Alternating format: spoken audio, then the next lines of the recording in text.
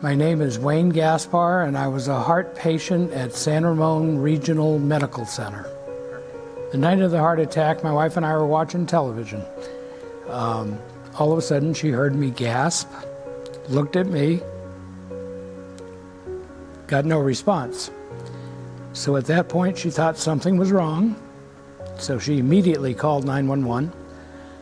They told her to start performing CPR, which she did. At the same time, they sent paramedics from the local fire station. They were there within 4 or 5 minutes.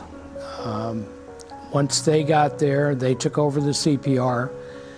My heart had completely stopped, so they had to electric shock me to get the heart going again, continued to perform CPR, got me ready to come to San Ramon Regional here.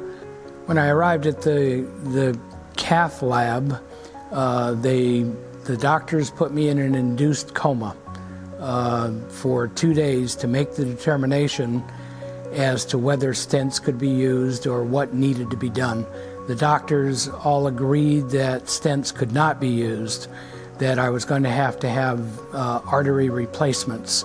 I ended up spending 18 days total in the hospital, recovered at that point and went home.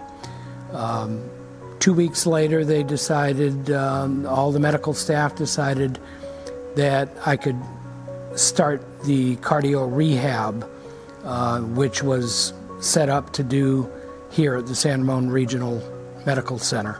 The staff, all the people, everybody was so friendly, so nice, so helpful. I would highly recommend it. My family, my kids, friends, they all came here. They were treated very nicely. I have nothing but praise for the hospital. San Ramon Regional Medical Center gave us ample information going forward to lead a healthy lifestyle for food and everyday living.